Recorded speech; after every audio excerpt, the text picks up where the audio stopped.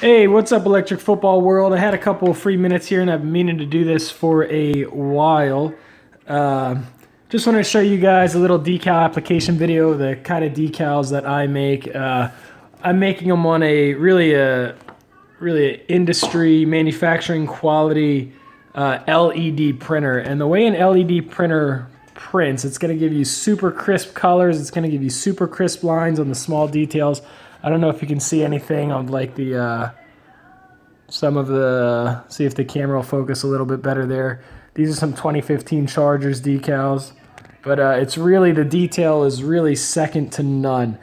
The one thing that it does do, however, is it lays the white opaque layer on the page last. So to get the white underlayment, you have to print, to get the white underneath, you have to print the decals in reverse. So when you slide the decal off of the water backing, you're actually going to flip it over. So as you can see, those numbers are actually printed in the mirror image. The other thing you'll notice is because it's a really thick white, the colors don't look quite right on the sheet. And you'll see when I apply them, they'll be super vibrant and they'll look great. But on the sheet, because you're actually looking at everything through a layer of white, the yellows, the blues, everything looks, just kind of washed out. But I've been meaning to show everybody how to apply them. It's not really any different than any other water slide decals that you use from B-Nut or, Raider Mike when he was, or whoever you're using them from.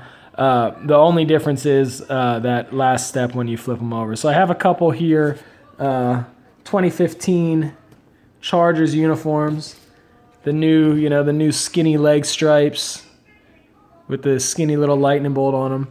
But I'm just going to show you how to apply some of the helmet decals. The cutout, I use it's a super thin decal paper. It's all clear, so it's not like some of the ones where it has the backing and you have to paint around it, so you won't have to do that. You don't have to cut really close to it. You can use Solvaset, anything like that to help stuff lay down. So I'll just cut out, I'm doing this quick and I'm trying to hold the camera here, so I'll cut out some of the helmet stripes. And like I said, this is just the way I do it. Some guys use a tweezers, some guys set the decals on a sponge, some guys, everybody does it different. You don't have to change your decaling technique. It's just that last step. So there, I cut out a couple of the lightning bolts, and I've always just had a plate that I set everything on, and I have a glass of water. So what I'll do is I'll take my glass of water, and I will just dip a paintbrush in it and just put a drop of water over the decals. Just let them sit for a second. If I was doing a team, I'd cut out, 20 helmet stripes, or I'd cut out 20 whatever, and then I'd do like an assembly line on them. But I use a paintbrush for everything. I know at this step, a lot of guys use a tweezers to pick them up off the backing paper or what have you. But I've always just used a paintbrush and kind of rolled it on with a paintbrush. I felt that's always given me better results.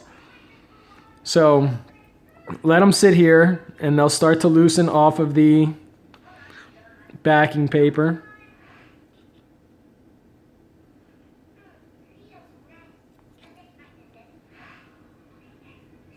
So that one's starting to come off. And what I'll do is I'll just slide it off with the paintbrush. Then I'll just slide the paintbrush under it, pick it up, and then rather than just slide it right on like that, all you have to do, flip it over, and that's it. That helmet decal, that's on there. And you can see the difference in let the camera focus here for a second. You can see how vibrant those colors are. I don't know if you can see on the camera, but the detail is incredible. I'm actually, it actually has this particular helmet stripe has the yellow on the inside, has a real thin powder blue stripe, and then the dark blue stripe on the outside of it. And you're able to get all three of those stripes on. And that really looks awesome, on the jersey names on the back, the numbers with the really fine detail stripe. And I'll just show you again on the other side. This is actually the wrong decal now. I cut out 2 right sides instead of a right and a left.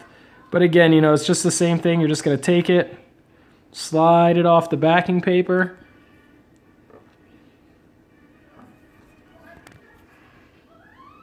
There we go. Slide it off the backing paper. Slide the brush underneath of it. And then just flip it over. And roll it on. And then that's why I like to use a brush. I feel like I can position it right where I wanted them. Like I said, I know a lot of guys use a tweezers. Kind of do their own thing. But nothing's different about it except that final step. And then after they're dry, after you do your Solvaset, whatever you typically do on them, you know, you can go ahead and you can clear coat them, whatever clear coat you want to use, you know. It's all the same as you've always done. All right, so hopefully that clears stuff up for some people who had some questions. And take care, guys.